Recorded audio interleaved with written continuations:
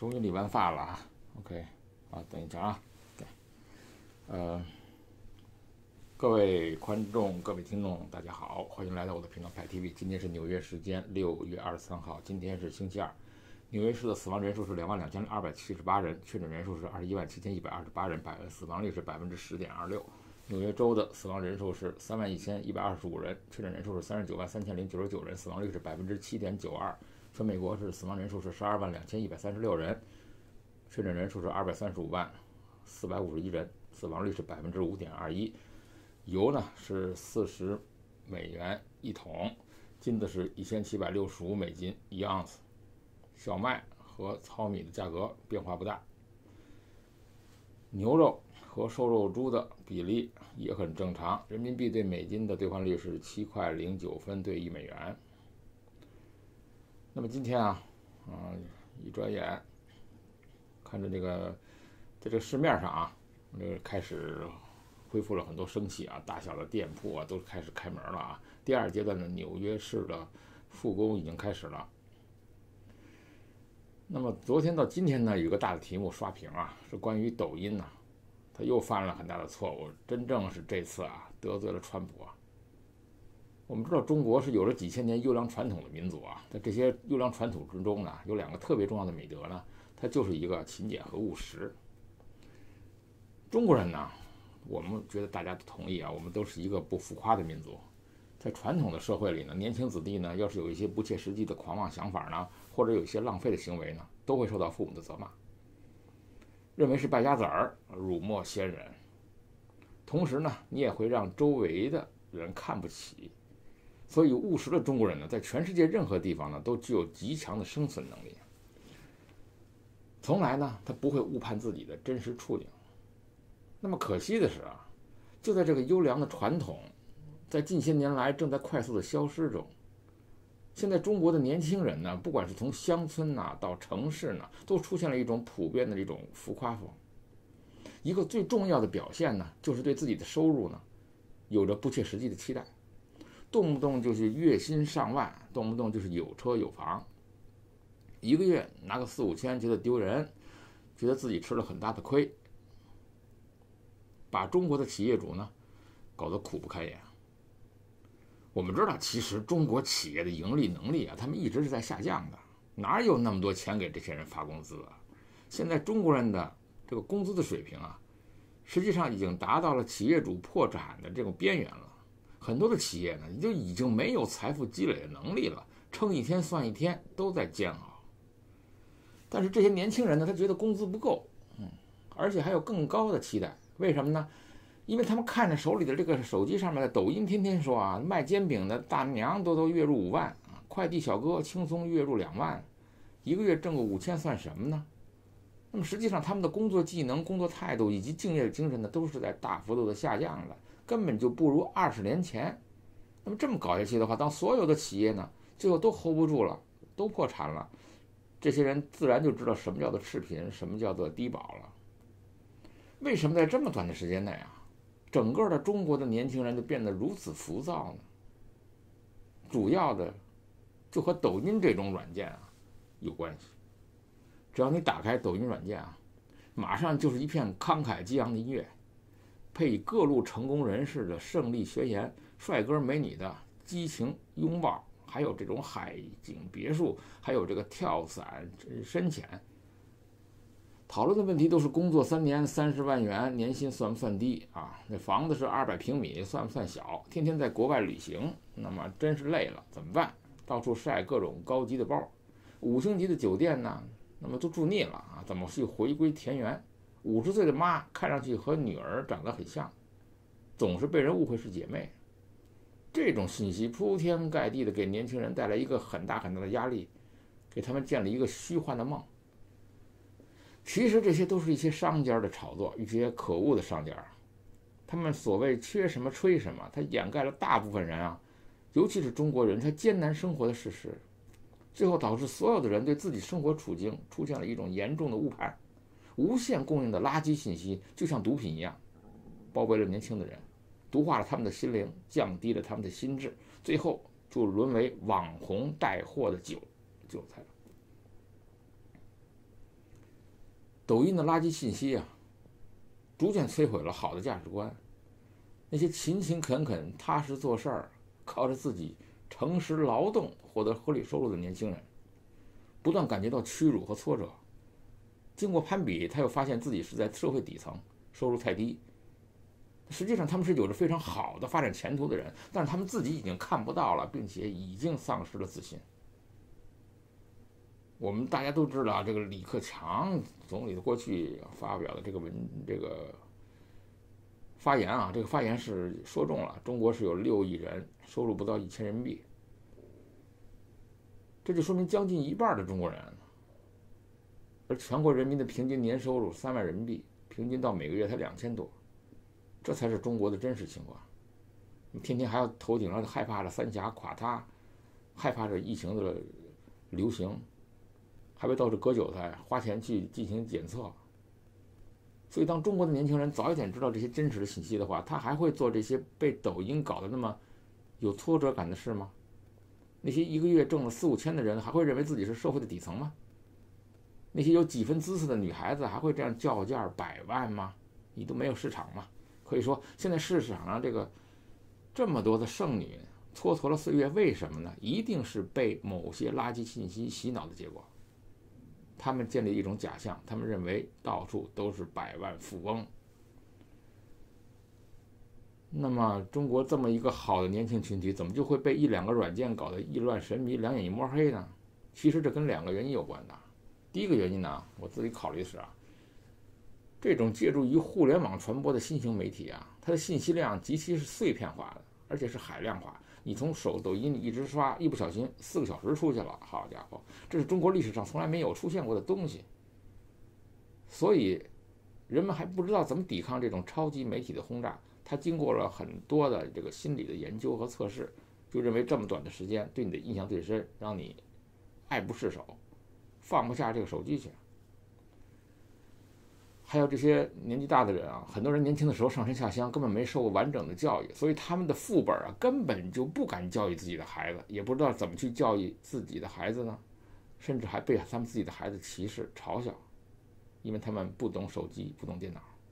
如此一来呢，中国历史上就出现了一个最没有家庭教育的一代年轻人，他们遇到了人类历史上最强大的媒体工具和最无耻的一批垃圾信息的制造商，结果是什么呢？可想而知了。据说抖音上那些没有底线的垃圾信息制造商主要就是以小学文化为主的老板，他们为主体，他们善于用各种炫酷的音乐和画面来售卖赤裸裸的欲望，来要富拜金，作为价值导向。他们是一群非常恶劣的人，他们把魔鬼包装了像天使一样，毒害了整个的中国的民族，实在是很让人痛心的。6月22号，这回捅娄子了各个大的门户网站呢，他曾经兴奋的转发了中国的这个大外宣的网站，叫做观察者网，他的文章叫做特朗普被 TikTok 用户戏耍，遭遇了集体放鸽子。23号的时候呢，环球时报就各大媒体呢也做了类似报道。全世界的人好像都要来看川普出丑，无数的国人爽翻了天这些报道称川普从疫情爆发后呢，这是一个首场的竞选，他的上座率呢有点难看。会全川普真正是非常憨厚的川普他吹嘘超100万人预定了演讲门票。竞选团队呢怕人挤人，人挨人，还在场地外又搭台子，准备让他连讲2场。结果20号当天，不仅馆内2层平台人迹寥寥，场外也几乎空空如也，2场演讲自然就告吹了。川普是很沮丧的。那根据美国各大媒体的报道那么中国的抖音的国际平台抖音的 TikTok 用户，中国知名的在线视频会议平台 Zoom 的用户，和韩流粉丝 K-pop 使用大量虚假的订票，干扰了川普的这次竞选机会。现在我们看到这些人在网络上为成功戏耍了川普大肆庆祝，并表示要为现场数千张空座位负责。真相啊，是感到可悲啊，也让人失望。这次川普的竞选集会上是让人无数人的 surprise， 但是我们确实看到了他的粉丝连续住了好几天，在外面住着帐篷，就是为了见川普一面。那么分析一下啊，这个观众不如预期的3大原因是什么呢？第一呢，我们知道当地的疫情肆虐，那么当地的地方官员还是强烈批评川普举行这样的集会，认为这类会导致疫情扩散的风险。肯定也有很多人他借此打消了参加集会的念头。鉴于新冠病毒主要对老年人构成巨大的威胁呢，那么根据川普的指令，他们不给60岁以上的老年人入场券，这就大大减少了实际能够参加现场集会的支持者的人数。第二呢，川普他竞选的团队呢，他要求参加者签署一份书面声明，一旦感染病毒，不能追究集会组织者的责任。这就不但增加了获得入场券的难度，而且进一步打击了部分支持者参加集会的热情。第三，众所周知啊，美国各地都蔓延着黑人骚乱，那让很多民众担心这种集会存在着安全风险。显然，现在认定抖音用户、Zoom 用户和韩流粉丝们导致了这场集会上座率不高。当然了，下结论还是为时过早。不过，正如中国的观察网这篇文章介绍的，它的抖音用户、Zoom 用户和韩流粉丝确实制造了大量虚假的订票者。不论 TikTok 和韩流粉丝是不是拉低了周六的上座率，他们确实实际上影响了川普竞选团队对于竞选活动到场人数的判断。当中国的媒体啊、官方背景的观察者网，还有各大门户网站大肆宣传这一规模巨大的恶作剧取得了辉煌胜利的时候，你难道真的不知道吗？根据美国的法律，外国政府、企业、个人，包括外国背景的网络平台干扰美国大选，在美国是非常严重的刑事犯罪。美国的两党、司法部和美国舆论对此始终抱着高度的警惕，因为这样的行为呢，它会动摇美国的政治根基。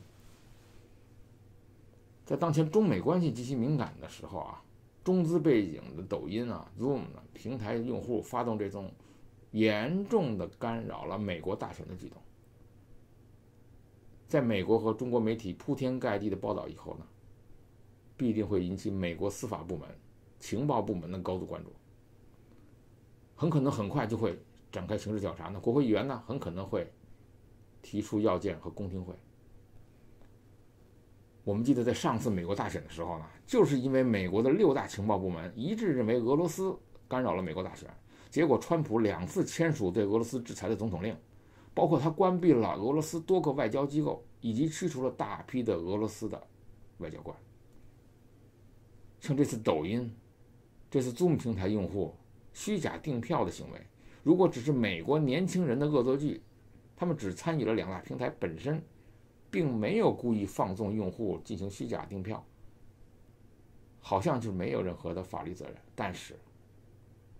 即使不涉及犯罪，也会引起美国情报部门的高度重视，并且成为美国政客来攻击中资机构、威胁美国国家安全的理由，同时也成为了共和党攻击民主党的理由。那么如果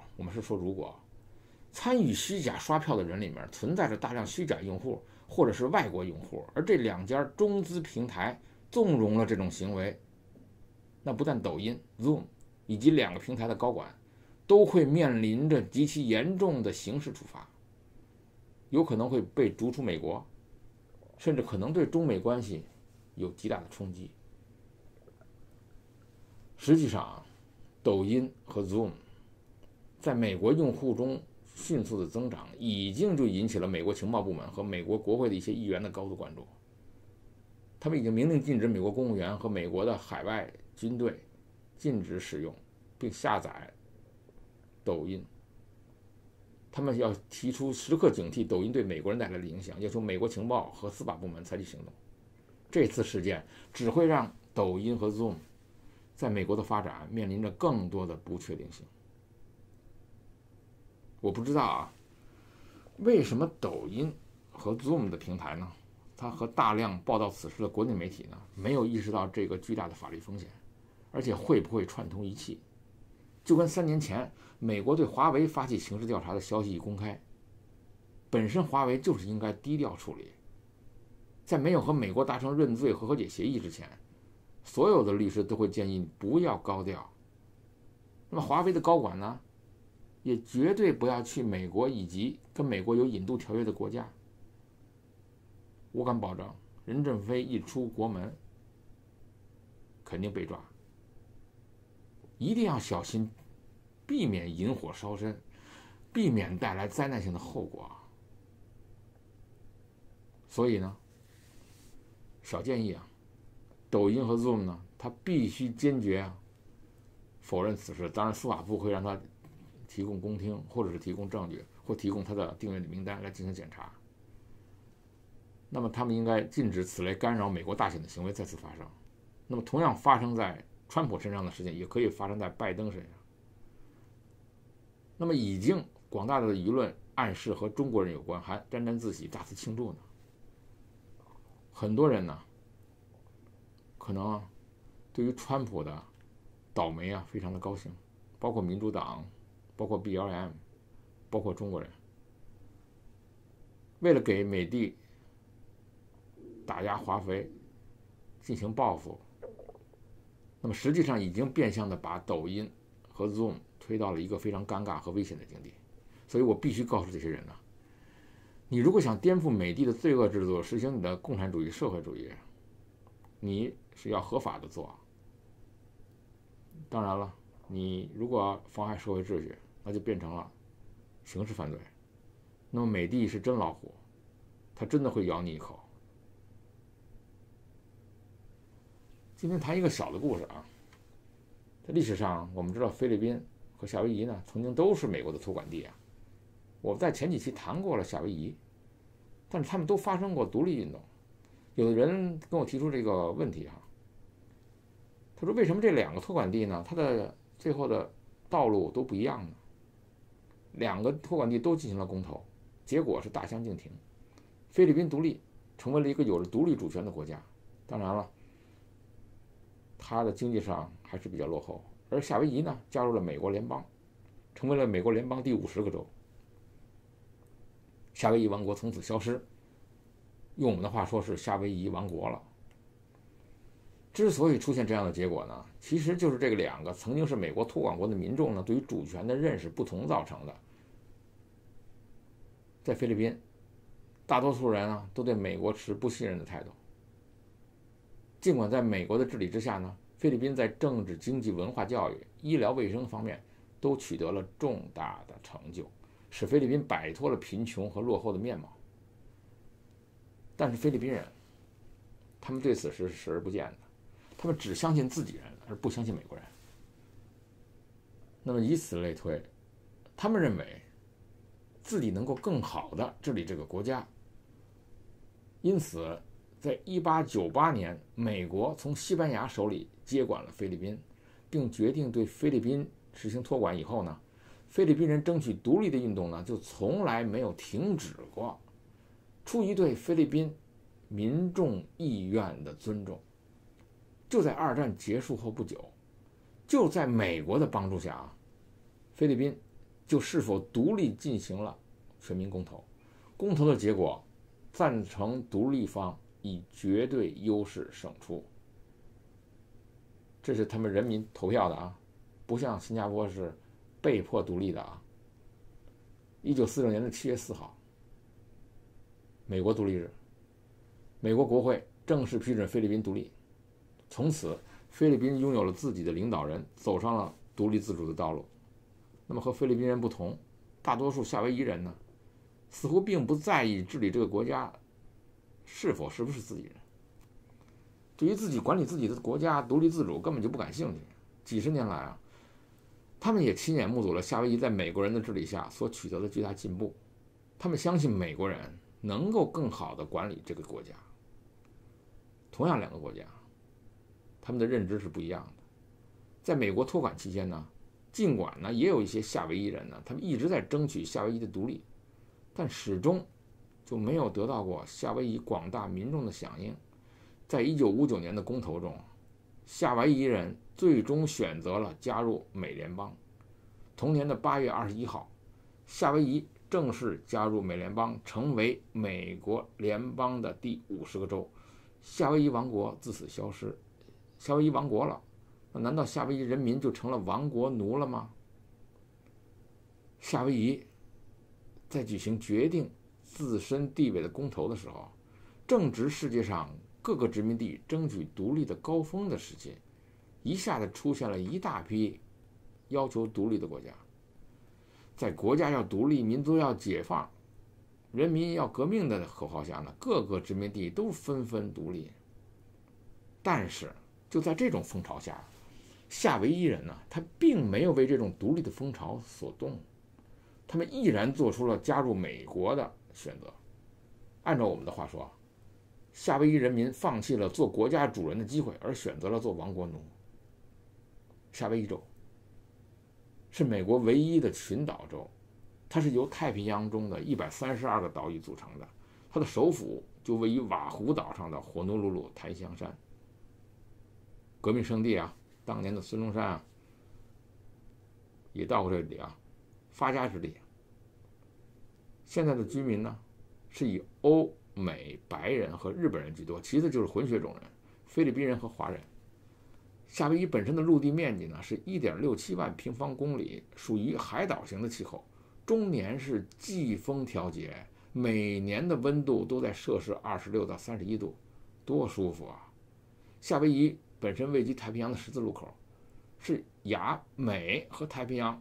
中间海陆运输的枢纽，有着重要的战略地位。即使夏威夷加入美联邦，那些要主张夏威夷独立的人呢，并没有停止争取夏威夷独立的活动。直到现在啊，在美国还是有人主张夏威夷独立，但这一主张只得到极少数的夏威夷人的支持。所以这种主张夏威夷独立的活动呢，只是游行一下，过过嘴瘾而已。值得一提的是，现在夏威夷已经是美国的神圣领土了。那么主张夏威夷独立，就是主张把夏威夷从美国的版图上分离出去。那么美国能干吗？那按照我们的说法，就是要分裂美国。那么尽管这些人是美国的分裂分子啊，但是在美国却没有人追究他们的分裂国家罪，无所谓。所以为什么会有分裂国家罪呢？人民的选择，人民喜欢干什么，他就投票就可以了吗？官方也没有以鼓吹夏威夷独立的罪名来追究这些人的责任。这些下毒分子在美国依然享有充分的言论自由，可以自由地宣传他们分裂美国的主张。那么现在看，人民的选择有的时候是头脑清楚，有的时候是头脑糊涂，但是有一个原则是，人民的眼睛并不永远是亮的，人民的判断是容易被误导的。